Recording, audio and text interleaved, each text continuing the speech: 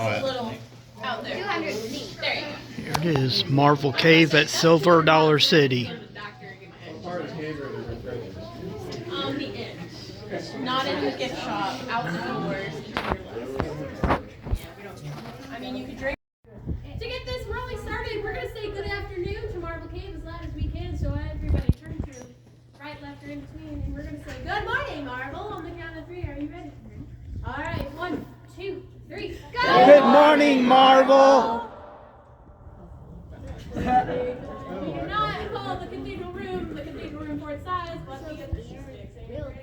This cave was founded back in the 1500s by the Osage Indians. They were hunting bear. Now, as they were ripping through the forest above us, they lost the bear. Where'd the bear go? Right above your head. We call this bear ledge. The bear had crawled all the way down here to try and escape the Indians that were hunting them, but they didn't take into consideration that they had dogs. So, the Indians stick their dogs all the way down here to trap that bear in this corner. Now, I don't know who lost the rock, paper, scissors fight out of all 3, but one young Indian boy decided he was going to be the one to crawl down here and get that bear out. Now, as he crawled all the way down through this natural sinkhole, mind you, 94 feet down, he crawled all the way over here, pulled out his knife, and was prepared to fight that bear. Now, the unbearable fact was he did not take into consideration was the bear would fight back. Now, as he lunged for the bear, of course the bear fought back. It's a bear. Now, they came all the way over here, came to that ledge, and fell, all 3 of them, the dog, the bear, and the boy, to the bottom of that cave. Doggone. Now, their friends called out their friend's name, hoping to hear something, but what they heard was their own voices coming back to them. As they were walking away from the cave, they heard strange noises emitting from the cave. It was a warm summer day, so they heard fog. They didn't hear it, they saw it. Fog drifting out of that hole, and when I will admit, in the summertime, it gets pretty horribly foggy in here. And I'm like, where is everybody? I can't see you. And like a tornado, 300,000 tiny evil apparitions flew out of that cave. Now I would need a new pair of breeches after saying that. They tore out of this cave entrance out of the forest back to their camp to warn the others what they found. They nicknamed this cave the Devil's Den, and that's how it remained for many years. They carved upside down bee notches in all the trees to warn other tribe members, warning beware, danger near. That's why, us being the cave state, we are the only cave in Missouri that has not found one Indian artifact within it. Yeah. No, we have not found the boy, the bear, or the dog. Now, if you look over here, on a tour many weeks ago, I had a kid say that this looked like a bear or a boy right here. And I have a bear down here. He's a little green in the face, so we'll point him out as he goes past. All right, do I have any questions before we continue on? No? All right. I'm going to give you guys a slight heads up. That is a steel bead.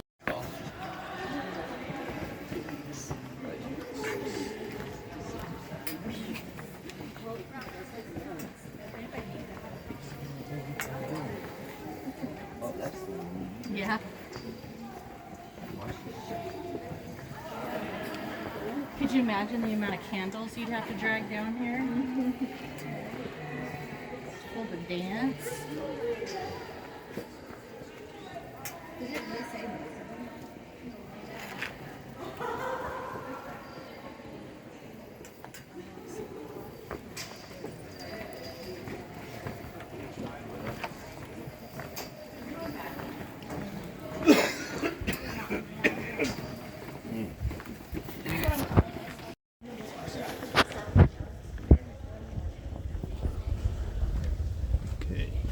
Lakes Passage is one of the 3 major passageways extending from the river route. It has many rooms, 2 underground lakes, and is where the greater part of the cave's bat population lives.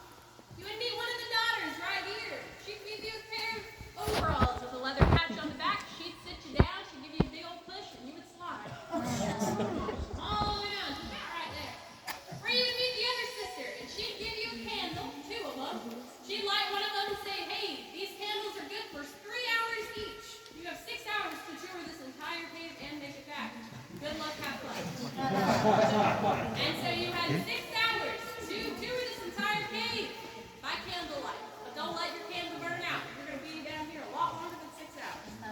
And if you made it back, that's a heavy on the if. You would meet the sister right back here. She'd give you a pickaxe in exchange for your candles, and you would pickaxe your way. All the way up that 50-foot ladder, up those ropes, and Mr. Lynch would be waiting up at the top for you. And he'd cross your name out as you pass, and if we got to the end and your name was not crossed out, then you would come down here and look for it. And that's how you were given a cave tour. Yeah. Now that's great, right?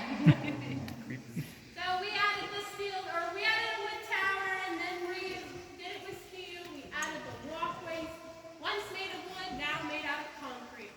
We even had square dancing down here back in the days in the summer, because it was so cool down here, we got our own AC unit.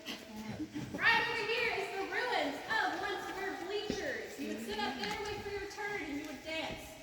All down here. Yep, pretty neat, right? Now, in all Christmas fashion, I lied to you guys, we do have Christmas lights down here, because it wouldn't be Silver Dollar City without Christmas lights. So on the park principal, drum roll please. Joy to the world.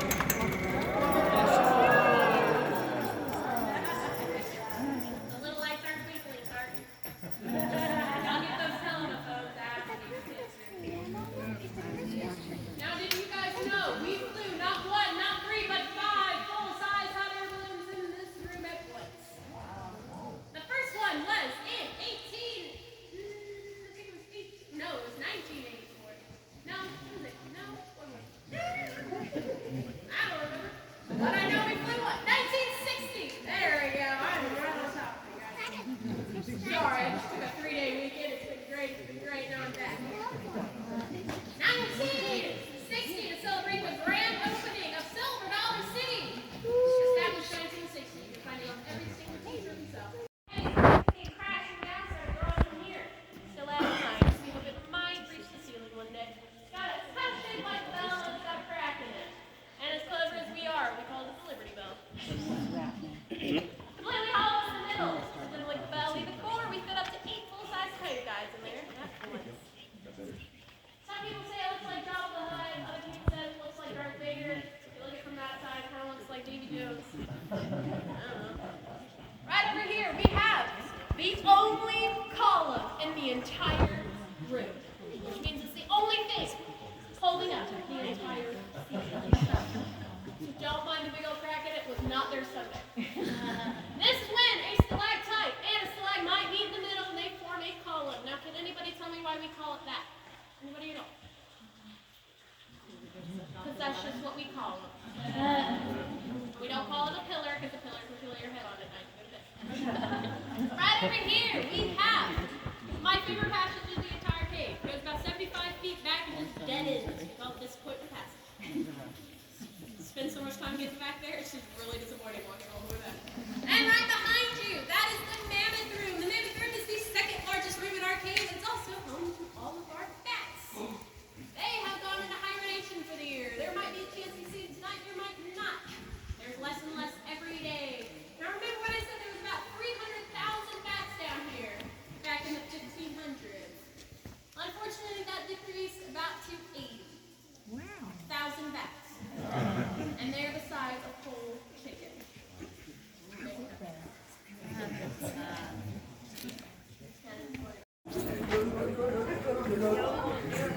Duck just a little bit.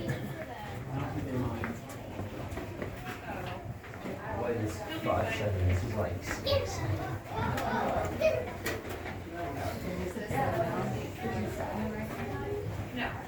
Watch out. Who did? Mommy's right here.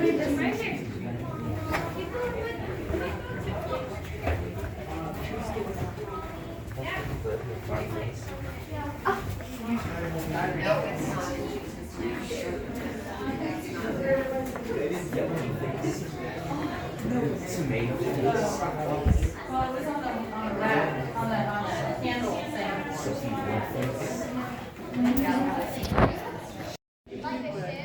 It's shaped like a shoe.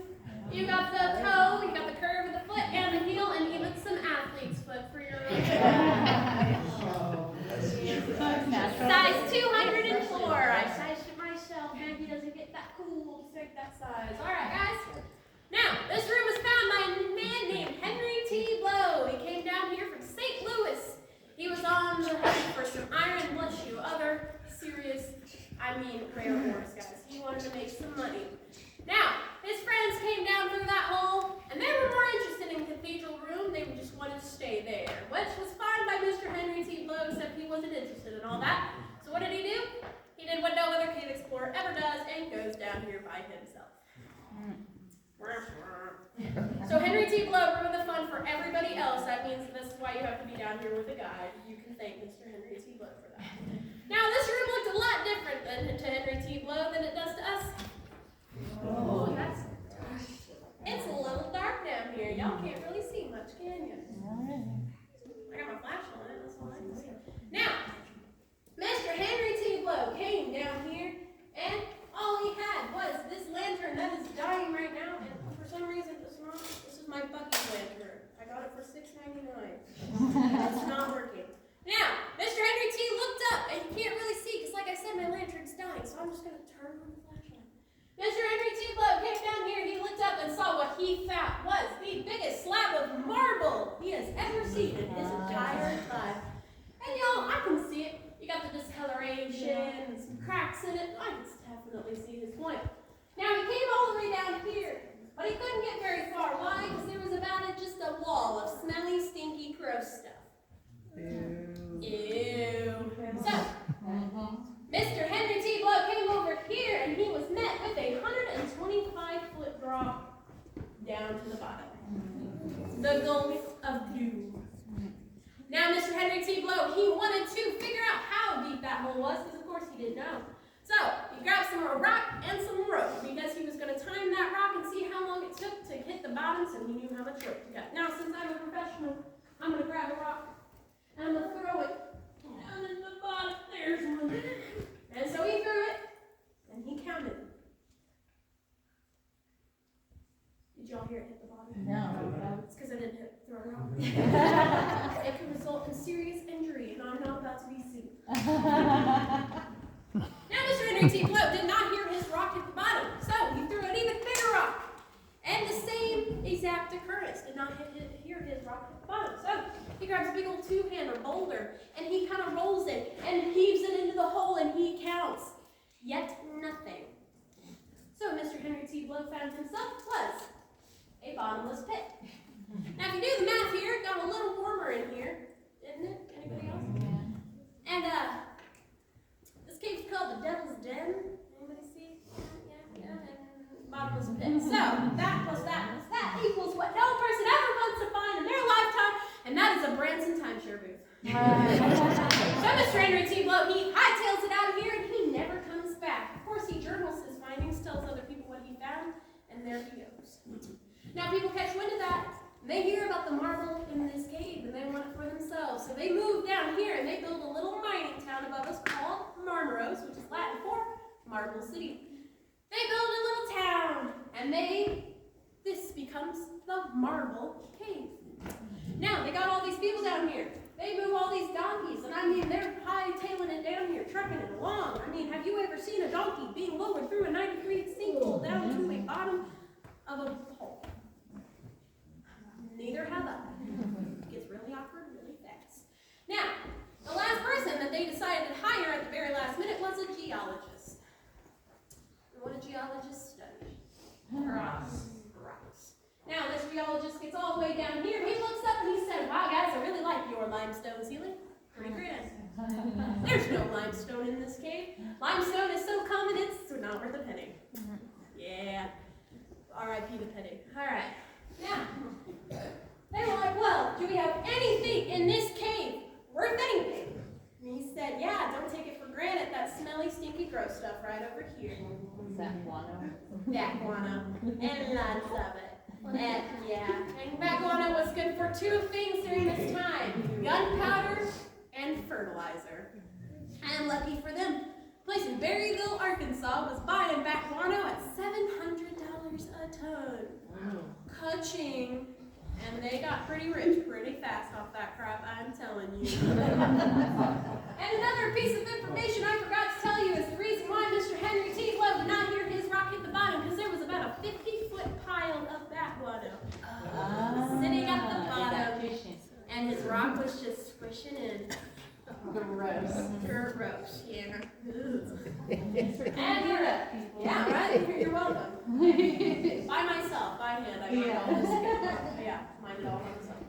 Now, they started doing pretty quickly. They got mining down here, and they started mining all this bat guano out.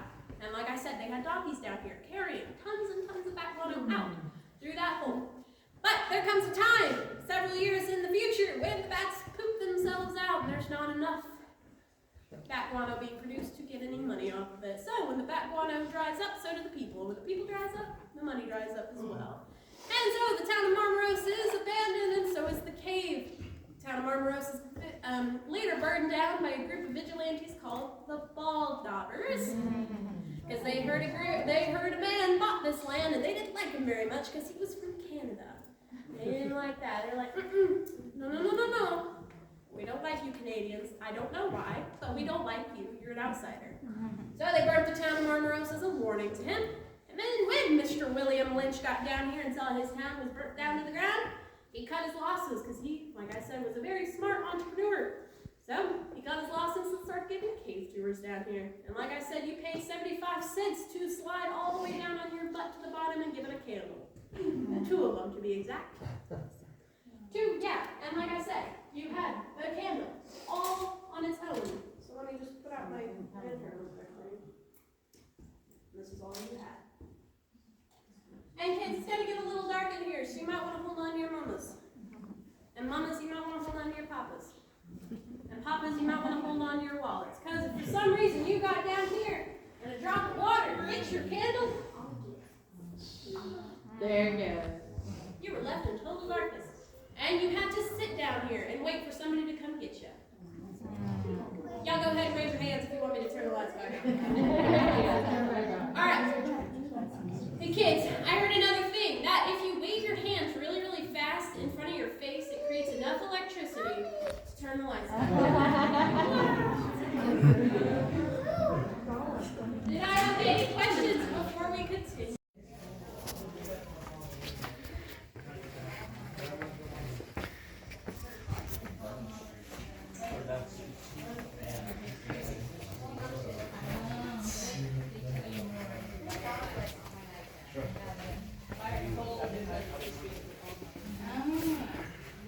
So they were the bad guys of these parks? Yeah.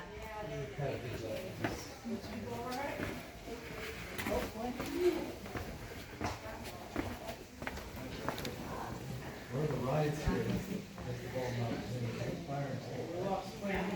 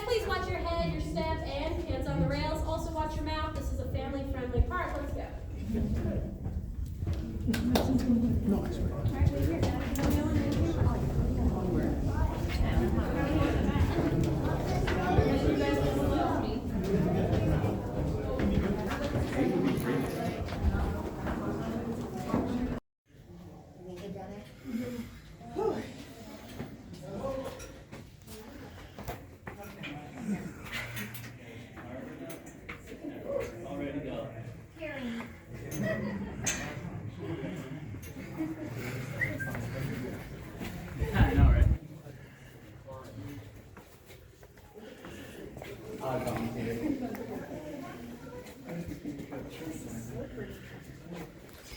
Come on in.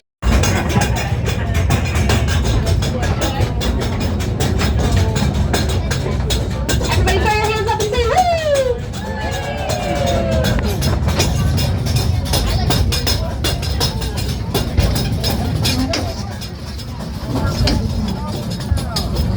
Now you guys are officially out of the cave. Woo! A special thanks to our caboose, Gene, for getting y'all out safe and sound. Without him, you might still be sitting at the bottom.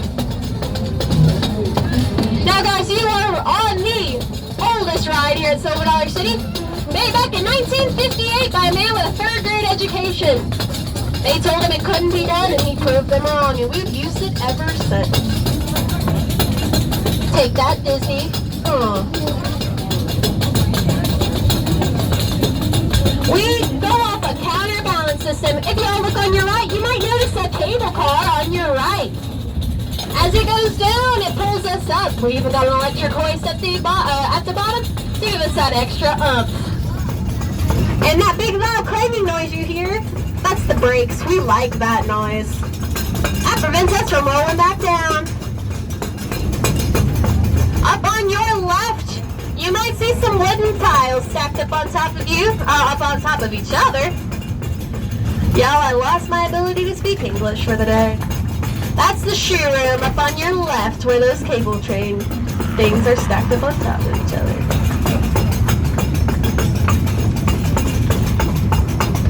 And all the way up to the top, that's the cathedral room. And as you guys are leaving and you smell the serene smell of a cinnamon roll, that's the cathedral room that you're walking above. Now I'm proud to say you guys